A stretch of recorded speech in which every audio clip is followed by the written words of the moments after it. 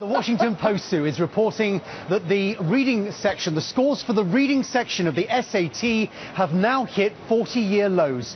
The College Board says that the clear majority, 57% of those undergoing the tests, did not even score enough to predict that they would succeed in college. As the networks of NBC focus on education here in the United States, we're also learning this hour that Americans owe more on their student loans than they do on their credit cards. And the default rate on those student loans is more than 4 times the default rate on mortgages. So the question now is it another bubble that is about to burst? Senior correspondent Scott Cohn is reporting from Washington today on some very startling statistics, Scotty.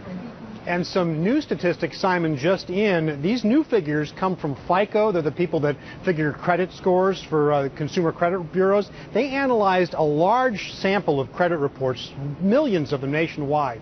And here is what they found. Since 2005, the percentage of U.S. consumers with multiple open student loans on their credit report has nearly doubled. Now almost 12% of us are making payments on at least 2 student loans. The average amount of that debt up more than 50% to more than $26,000 on average, a much higher pace of growth than the growth of credit like credit cards and mortgages, other types of debt.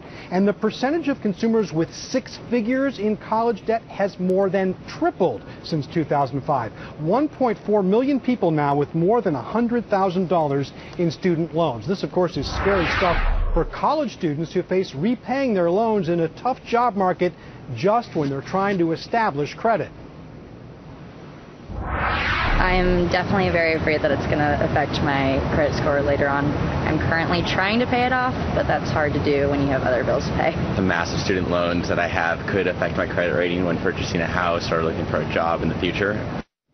But there is a glimmer of good news here, according to the folks at FICO, because while, as you heard, the national default rate on student loans is huge, nearly 9% now, the credit scores of people with student loans have held steady. Nonetheless, at FICO and elsewhere, they're watching these numbers closely.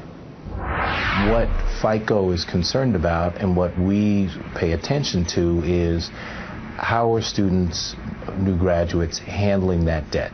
And we'll always be watching that to see if it becomes a predictor of future behavior. Student loans are already an important factor in credit ratings because often it's the only debt a student has. The most important thing, according to the experts at Vantage Score, is not the amount of debt, but paying it on time. If they're paying on time, boy, they can get a credit score very fast. So that's the positive side, and of course the negative side is if they're not paying, they'll get a score that won't be so good. The way it works is that student loans are considered along with other installment debts separate from credit card debt, and so far, as you heard, they're not seeing a big increase in people having trouble making payments on their other loans because of their student loans, but all of the experts right now are watching that very closely. Sue? And it's indeed they should. Scott, thank you very much.